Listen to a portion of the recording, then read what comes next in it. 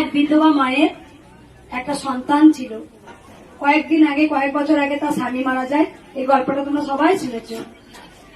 মারা যাওয়ার পর তারপরে 1 বছর পরই কিছুদিন পর তার সন্তানটাও মারা যায়, 7-8 বছরের বয়সে।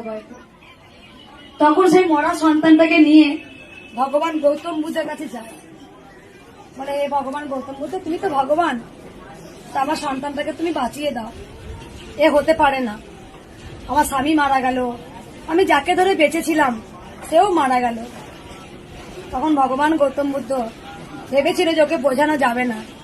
তারপরে ভগবান গৌতম বুদ্ধ ওই মাকে বলে একটা কাজ কর, তুই একটা কাজ কর, তোর এই গোটা গ্রামটা ঘুরে 1 মুঠো কোনো শস্য নিয়ে এসো। আমরা পড়েছি 1 মুঠো শস্য নেয়া, ওই গল্পটা আমরা পড়েছি সংস্কৃতে। তা আমার সেই থেকে খুব শিক্ষা হয়, এখন বুঝতে পারি সেই গল্পটা কতটা তার একটা